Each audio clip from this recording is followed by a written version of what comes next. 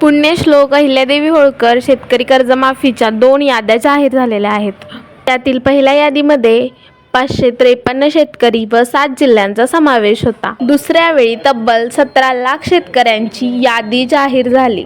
ही यादी जाहीर करत असताना मुख्यमंत्री देवेंद्र फडणवीस यांनी 31 जुलैपूर्वी कर्जदारांच्या खात्यामध्ये रक्कम जमा करण्याचे आश्वासन दिले आहे. पांडुरंगाच्या नगरीत कर्जमुक्ती योजनेतील 17 लाख शेतकऱ्यांची पहिली यादी जाहीर केली आहे.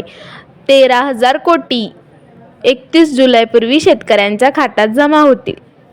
सर्वात महत्त्वाचा प्रश्न, यादी कुठे पाहायला मिळणार? कर्जमाफ झालेल्या शेतकऱ्यांची यादी ही महाराष्ट्र शासनाच्या ऑफिशियल वेबसाईटवर किंवा ग्रामपंचायतीमध्ये किंवा बँकेमध्ये नाहीतर CSC सेंटरमध्ये आपल्याला पाहायला मिळेल.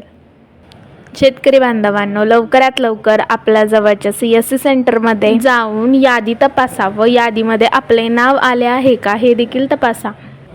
जर तुमचे नाव यादीमध्ये आले असेल तर eKYC व आधार ऑथेंटिकेशन करून घ्या.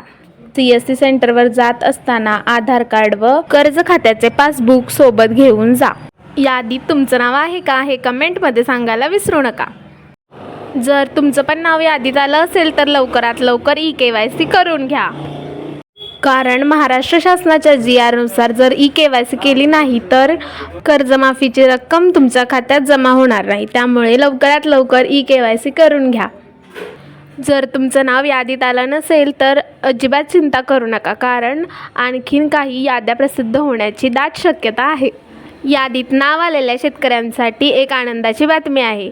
तुमच्या कर्ज खात्यात 31 जुलै 2026 पूर्वी कर्जाची रक्कम जमा होणार आहे. त्यामुळे लवकरात लवकर eKYC करून घ्या. अशाच नवनवीन योजनांच्या माहितीसाठी आपल्या व्हिडिओला लाईक करा, चॅनलला सबस्क्राईब करा आणि व्हिडिओ आपल्या मित्रांना शेअर करायला विसरू नका.